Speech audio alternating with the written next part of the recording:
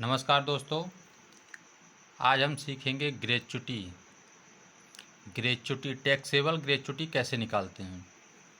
तो सबसे पहले ग्रेच्युटी को हम जानते हैं। ग्रेच्युटी दो प्रकार के कर्मचारियों को दी जाती है। सबसे पहले एक होते हैं नॉन गवर्नमेंटेड एम्प्लॉय, जिन्हें हम प्राइवेट कर्मचारी कहते हैं, जो प्राइवेट कंपनियों में, प्राइवेट संस्थाओं में काम करते हैं। और दूसरे होते हैं गवर्नमेंटेड एम्प्लॉय। अब जो गवर्नमेंटेड एम्प्लॉय होते हैं, जो सरकारी कर्मचारी होते हैं, जो सरकारी बाबू होते हैं, उन्हें जितनी भी ग्रेच्युटी मिलती है वो फुल्ली एग्जेम्प्ट होता है, उस पर एक भी रुपया टैक्स नहीं लगाए जाते। लेकिन जो नॉन गवर्नमेंटेड एम्प्लॉय होते हैं उन पे लगाए जाते हैं। तो सबसे पहले हम ये ध्यान देंगे कि मतलब नॉन गवर्नमेंटेड एम्प्लॉय हैं, ठीक है। तो जो ग्रेच्युटी है, क्या ग्रेच्युटी जो उनकी कंपनी है, ग्रेच्युटी के अंडर मतलब जो है ग्रेच्युटी के अंडर कवर्ड है या नहीं कवर्ड है। अगर नॉट कवर्ड है तो क्या करेंगे, अगर कवर्ड है तो क्या करेंगे। तो अगर नॉट कवर्ड है तो हम ग्रेच्युटी, टैक्सेबल ग्रेच्युटी कैसे निकालेंगे। अगर नॉट कवर्ड नहीं है, और कवर्ड है, सपोज दैट कवर्ड है, तो फिर हम ग्रेच्युटी कैसे निकालेंगे। तो सबसे पहले हम आते हैं ग्रेच्युटी जब नॉट कवर्ड हो। जब not covered under gratuity act 1972, जब कंपनी ग्रेच्युटी एक्ट 1972 के अंतर्गत कवर्ड ना हो। तो सबसे पहले हम बनाते हैं सैलरी मीन। अब सैलरी मीन क्या होता है। सैलरी मीन ग्रेच्युटी की गणना करने के लिए उसको एक आधार बनाया गया है कि मतलब जो है किस तरह से हम ग्रेच्युटी की गणना करेंगे। तो सैलरी मीन में क्या क्या जोड़ा जाएगा। सैलरी मीन में सबसे पहले जोड़ा जाएगा बेसिक सैलरी। उसके बाद होता है डियरनेस सैलरी, जिसे हम महंगाई वेतन भी कहते हैं। उसके बाद आता है डियरनेस अलाउंसेस, महंगाई भत्ता अगर सेवा शर्तों के अनुसार है तो लेंगे, नहीं तो छोड़ देंगे। इसका मतलब होता है अंडर टर्म। इसके दो तीन नाम हैं, जैसे farming part of retirement benefit, specially for retirement benefit, under the term, और चौथा आता है कमीशन ऑन सेल्स। तो इसका जो वेतन है वो लास्ट 10 महीने का ही लेंगे। जैसे मान लीजिए कि जनवरी से कोई काम करना शुरू किए, उसके बाद दिसंबर तक किए, तो लास्ट 10 मंथ का ही लेंगे। जनवरी और फरवरी छोड़ देंगे, उसके बाद मार्च से लेकर के दिसंबर तक लेंगे। ये मैं आपको एक आधार बता रहा हूँ, कोई ज़रूरी नहीं है कि जिस हिसाब से मैंने बताया उसी हिसाब से वो काम किए हों। तो फ्रैक्शन इग्नोर। अब फ्रैक्शन क्या होता है। फ्रैक्शन का मतलब ये है कि अगर मान लीजिए कोई भी कर्मचारी है, सपोज दैट एक कर्मचारी हैं मिस्टर आर एक कंपनी में कार्य करते हैं और 20 साल और 8 महीने काम किए। तो इस स्थिति में ये जो 8 महीने हैं इसको छोड़ देंगे, सिर्फ 20 साल लेंगे। जब कंपनी नॉट कवर्ड हो अंडर ग्रेच्युटी एक्ट, तब चलिए उसके बाद क्या करते हैं, हम आते हैं अपने रूल पे। इसके 3-4 रूल हैं। अभी देखिए, सबसे पहला मैक्सिमम लिमिट जो है वो 20 लाख है। 20 लाख रुपए मतलब अलाउ है मैक्सिमम। उसके बाद आता है एक्चुअल रिसीव्ड, जो हमें ग्रेच्युटी प्राप्त होती है एक्चुअल में वो कितना है, उसको हम यहाँ लिखेंगे। उसके बाद 1 मंथ एवरेज सैलरी। अब 1 मंथ एवरेज सैलरी, जो सैलरी हम 10 महीने का निकाले हैं उसमें 10 से भाग दे दीजिए, जो 1 महीने की सैलरी आती है उसको रखिए। उसके बाद गुणे 15/30। अभी 15/30 क्या है। देखिए कहीं कहीं आपको 1/2 भी लिखा मिलेगा, उसका मतलब यही होता है, ये आपको आगे चल के काम आएगी जब कवर्ड रहेगा तब, इसलिए मैं आपको इस तरह से बता रहा हूँ। उसके बाद आता है नंबर ऑफ सर्विस, उन्होंने कितने वर्ष काम किया है। जैसे मिस्टर आर 20 साल 8 महीने काम किए थे, तो उसमें 8 महीने छोड़ दिए क्योंकि ये पूरे वर्ष नहीं हैं, तो हम सिर्फ 20 साल लेंगे, तो इससे 20 साल हम रख देंगे। तो एवरेज सैलरी मान लीजिए अगर आता है 10,000, और ये हो गया हमारा 15/30, और मिस्टर आर 20 साल काम किए हैं, तो इसको जब हम काटेंगे तो हमारा आएगा 1,00,000 रुपये। और सपोज दैट इनको मिला था 5,00,000 रुपये, तो इन तीनों में जो कम होगा वो एग्जेम्प्ट होगा। यहाँ लिखा है which ever is less less shall be exempt, जो कम होगा वो एग्जेम्प्ट होगा। उसके बाद क्या करते हैं, अब ध्यान दीजिए,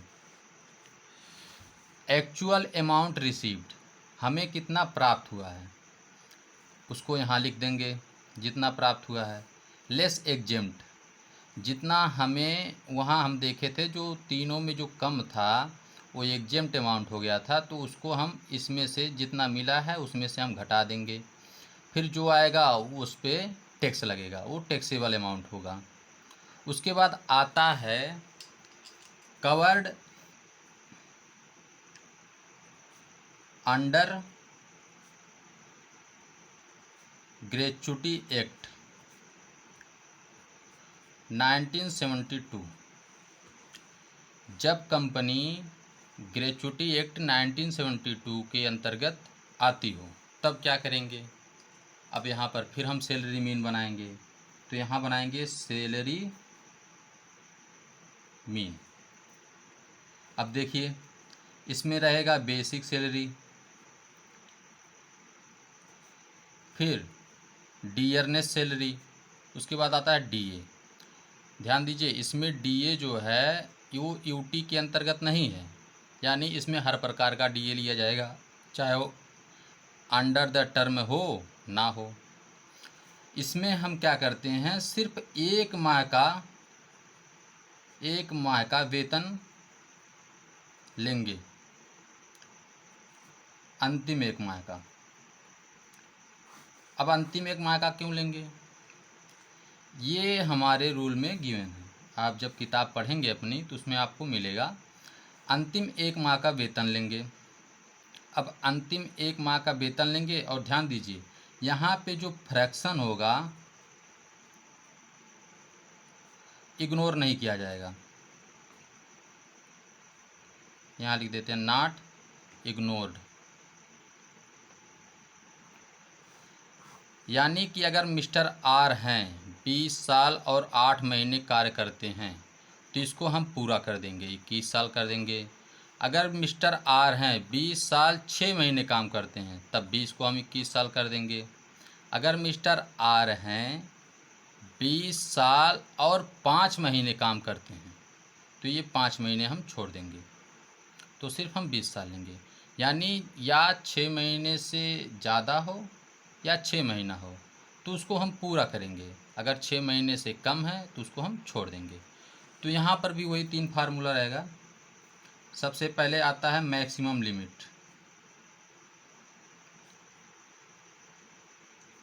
मैक्सिमम लिमिट जो है हमारा वो है 20 लाख रुपए का। उसके बाद दूसरा आता है एक्चुअल अमाउंट, जो हमें प्राप्त होगा। तीसरा आता है सैलरी मीन। ध्यान दीजिए यहाँ पे सिर्फ हमने एक माह का ही वेतन निकाला है, लास्ट एक माह का वेतन।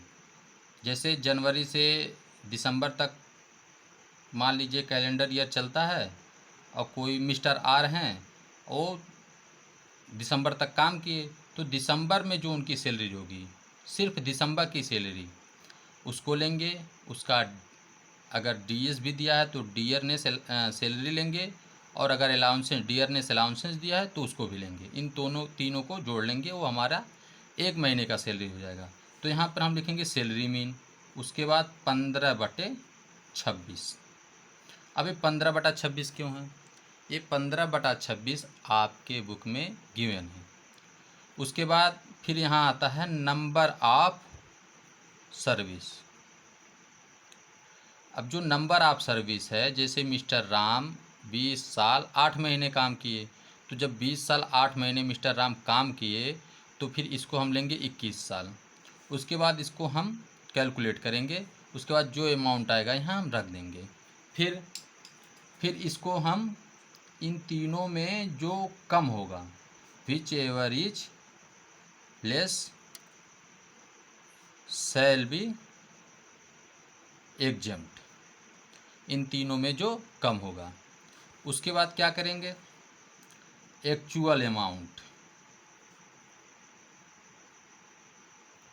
रिसीव्ड,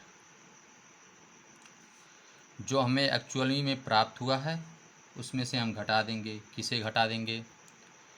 जो हमारा एग्जेम्प्ट अमाउंट है, जो हमारा एग्जेम्प्ट अमाउंट है उसको घटा देंगे। जब हम उसको घटा देंगे तो हमारा जो अमाउंट होगा वो टैक्सेबल निकल के आएगा, टैक्सेबल।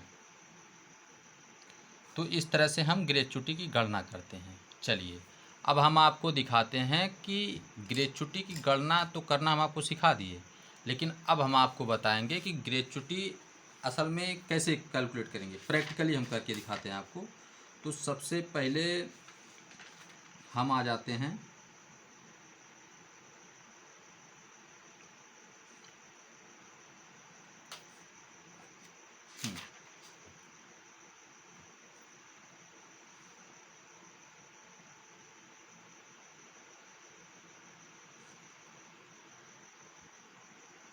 देखिए ध्यान दीजिए, ये है 6 नंबर क्वेश्चन। इसमें लिखा है mister Ram retired from A factory after serving for 30 year and 8 months in June 2019. His monthly wages, including dearness allowances but excluding all other allowances, on the date immediately preceding the date of retirement was 20,800. He received 3,72,000 from his employer as gratuity under the Payment of Gratuity Act 1972. Compute the exempted amount of gratuity. अब यहाँ ध्यान दीजिए, ये जो question है, question number 6, ये second type का question है। जैसे अभी हम आपको बताए हैं ये कवर्ड है। यहाँ ध्यान दीजिएगा, यहाँ लिखा है gratuity under the payment of gratuity act 1972, ये कवर्ड है। तो जब कवर्ड है तो कौन सा फार्मूला लगाएंगे, आपको बताया अभी मैंने। तो सबसे पहले हम आते हैं, इसको सॉल्व करेंगे। तो ध्यान दीजिएगा, इसकी जो सैलरी है इसमें इंक्लूडिंग डियरनेस अलाउंसेंस, इसमें सैलरी में इनके डियरनेस अलाउंसेंस पहले से ही सम्मिलित है, बट लेकिन एक्सक्लूडिंग ऑल अदर अलाउंसेंस, जो अन्य भत्ते हैं वो छोड़ दिए गए हैं, बस इसमें डियरनेस अलाउंसेंस कैलकुलेट किए गए हैं, इसमें सबमिट किए गए हैं। तो अब देखिए यहाँ पे हमें सैलरी मीन बनाने की आवश्यकता पड़ेगी नहीं, क्योंकि सैलरी 1 मंथ का निकाल के दे दिया गया है। तो सबसे पहले हम आते हैं,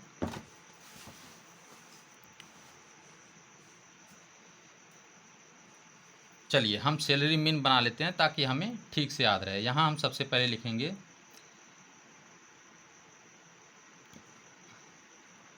under payment of gratuity act 1972। उसके बाद यहाँ हम बनाएंगे सैलरी मीन।